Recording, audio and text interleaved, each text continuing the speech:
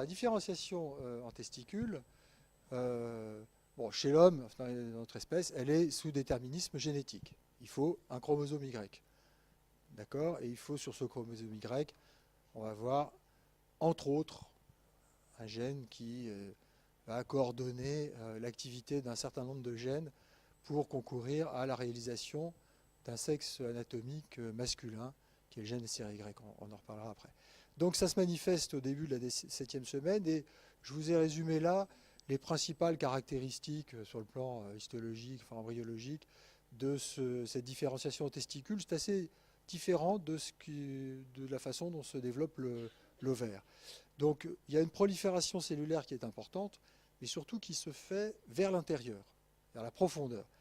Les cordons cellulaires se développent et ils se développent vers la profondeur, vers le mésonéphros en fait. Les cellules célomiques qui dérivaient de l'épithélium célomique se différencient et donnent des cellules de Sertoli, deviennent des cellules de Sertoli. Ces cellules de Sertoli se disposent comme des cellules épithéliales pour former un cordon avec une paroi régulière. Elles établissent entre elles des complexes de jonction, elles synthétisent une membrane basale, bref. Et ces cordons, en fait, sont les structures dans lesquelles seront englobées les cellules germinales. Ces cellules germinales vont à ce moment-là prendre le nom de spermatogonie, et il va s'associer à ces premiers cordons gonadiques des cellules venues du mésonéphros qui vont participer à la constitution de la paroi de ces cordons séminifères. On parlera dès lors de cordons séminifères, on ne parle pas encore de tubes séminifères parce qu'il n'y a pas de lumière. La lumière apparaît quand une spermatogénèse complète s'établit à la puberté. Avant, ce sont donc des cordons. On va voir l'enveloppe qui entoure cette gonade qui est l'albuginée. Dans le tissu interstitiel, entre les cordons séminifères, eh bien, il y a des cellules du conjonctif qui se différencient en cellules de Leydig. Voilà, et on va voir le rététestis et ce qui se passe. Donc,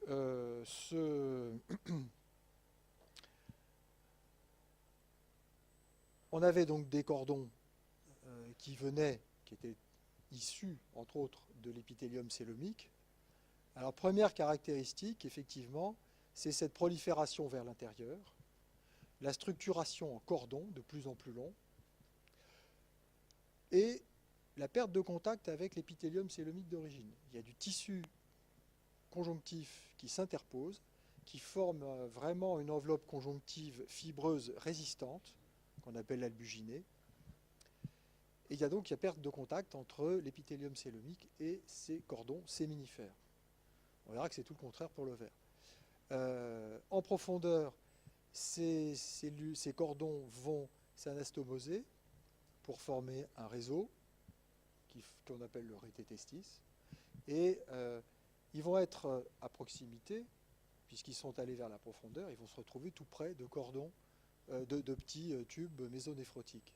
Et à la 16e semaine du développement, une connexion va s'établir entre ce rététestis et une quinzaine de tubules mésonéphrotiques qui formeront ce qu'on appelle ensuite les cônes ou les canaux efférents.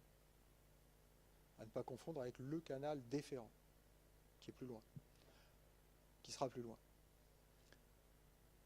Et donc, comme ces tubules mésonéphrotiques se terminent dans le canal mésonéphrotique, eh bien, vous voyez qu'il y a une continuité qui s'établit entre les cordons séminifères et le canal de Wolff via le rététestis et les cônes efférents.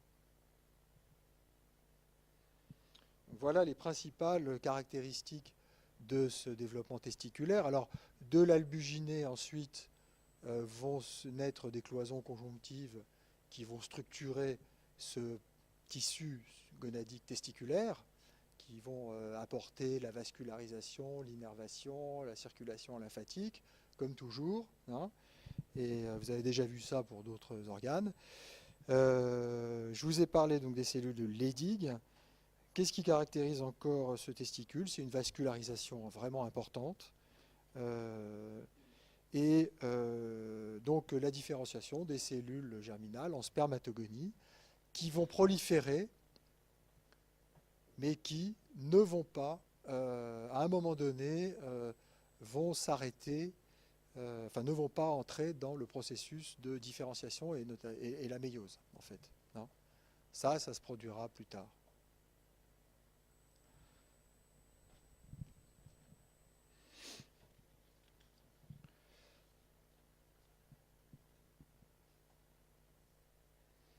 Bon, voilà donc la semaine, un aspect de la 9e semaine chez l'homme, bon, avec donc une gonade qui maintenant se différencie en testicules et à distance le canal de Wolff ainsi que le canal de Muller, le canal de Wolff donc qui doit être celui-là et le canal de Muller qui est celui-ci, mais qui ne va pas durer très longtemps chez l'homme, chez le sujet mâle, on va voir. La différenciation en ovaire, donc j'ai dit qu'elle devient apparente à partir de la 8e semaine, et là aussi il y a prolifération des cellules somatiques, mais là ça prolifère donc des cellules célomiques, hein, mais là ça prolifère surtout dans la partie superficielle, c'est-à-dire sous l'épithélium célomique. Première chose. Et ça régresse dans la partie profonde. C'est pour ça qu'on va parler d'un cortex et d'une médullaire au niveau de l'ovaire plus tard. Et qu'on va trouver les follicules et donc les ovules dans le cortex et non pas dans la médullaire. Et donc ça régresse dans la partie profonde. Bien. Là, la prolifération cellulaire est moins marquée que dans le testicule, mais enfin ça prolifère quand même beaucoup. Et ça forme, au lieu de former des cordons cellulaires de plus en plus structurés et longs, au contraire, ça se fragmente. Les cordons se fragmentent pour former des amas de cellules qui eux-mêmes se fragmentent et ainsi de suite, et qui arrivent finalement à la constitution de petits amas de quelques cellules qu'on appelle dès lors des cellules folliculaires qui entourent une cellule germinale qui sera une ovogonie.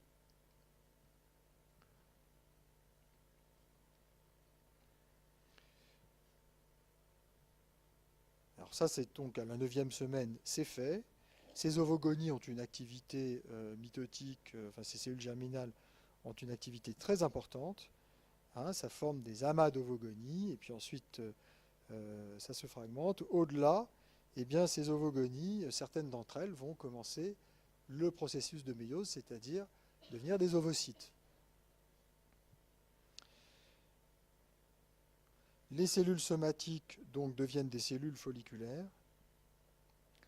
Et à la 16e semaine, on a déjà des follicules primordiaux bien constitués, avec une ovogonie, des cellules folliculaires autour, des jonctions communicantes entre ces cellules folliculaires et les ovocytes, et les cellules somatiques extérieures vont commencer doucement à se structurer pour former ce qu'on appellera plus tard les TEC, la TEC interne, la TEC externe. Mais c'est bien entendu pas visible à ce stade-là.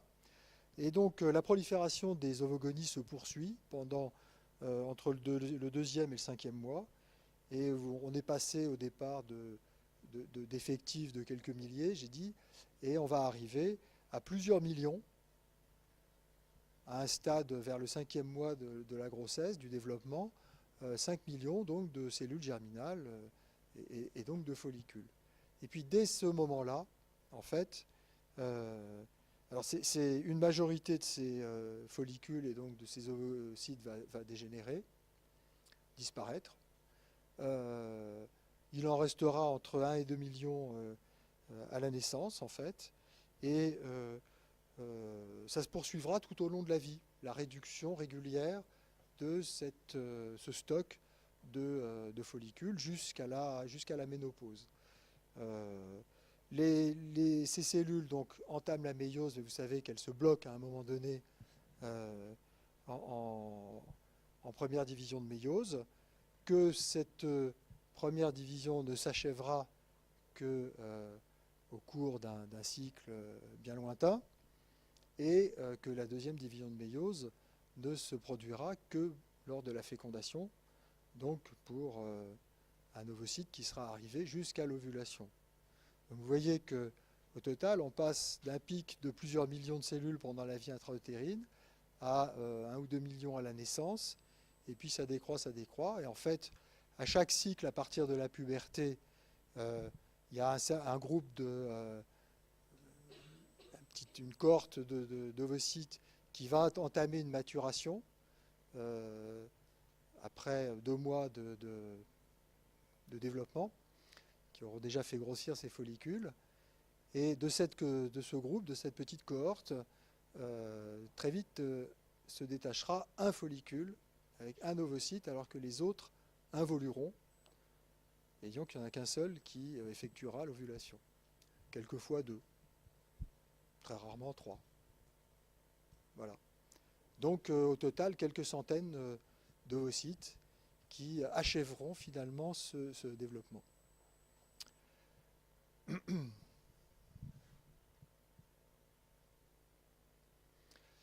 Bon, alors, voilà pour les gonades. Donc vous voyez que très vite, 8 semaines, vous voyez, 2 mois, 2 mois et demi, les choses sont bien établies. On a un testicule ou on a un ovaire. Et à part la production des cellules germinales, ou la préparation de la production des cellules germinales, eh bien, ces gonades, et notamment le testicule, en fait, vont avoir assuré une sécrétion hormonale. Donc le testicule va assurer la sécrétion par les cellules Leydig de la testostérone. Alors deuxième chose, deuxième acteur dans l'histoire, c'est le tractus génital et donc les conduits génitaux, les organes génitaux internes. Alors là encore, on passe par un stade indifférencié qui ensuite se différencie. On a dit que tout à l'heure, j'ai mentionné ce canal de Wolff, qui est donc le canal mésonéphrotique, et puis ce canal de Muller.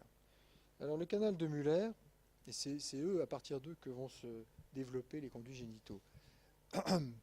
Le canal de Wolff, donc j'ai dit, il se termine dans le sinus urogénital.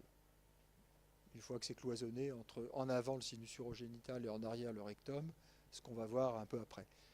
Les canaux de Muller, eux, donc il y en a 2, un de chaque côté, et ils ont une origine tout à fait différente, puisqu'ils naissent d'une invagination de l'épithélium célomique à la partie supérieure, au pôle supérieur du mésonéphros. Vous avez vu, le mésonéphros, c'est une espèce de colonne. Et à la partie supérieure, eh ben, cet épithélium célomique fait une invagination qui se développe en profondeur, qui se développe verticalement, d'avant en arrière, parallèlement et de façon externe au canal de Wolff au départ. Et puis dans sa partie basse, plus caudale, ce canal de Muller change de direction. Il croise le canal de Wolff en se dirigeant vers la ligne médiane. Donc comme chacun effectue ce changement de direction, les 2 canaux de Muller viennent à la rencontre l'un de l'autre et s'accolent dans leur partie terminale pour se terminer dans la paroi du sinus urogénital. Il y a une différence par rapport au canal de Wolff. Le canal de Wolff se débouche dans le sinus urogénital. C'est-à-dire qu'un fluide qui est mis dans le canal de Wolff va se retrouver dans le sinus urogénital. Tandis que ces canaux de Muller ne s'abouchent pas au sinus urogénital. Ils se terminent pour le moment de façon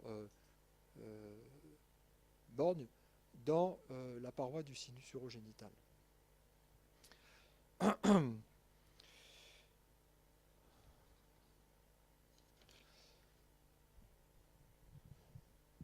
Bon, voilà pour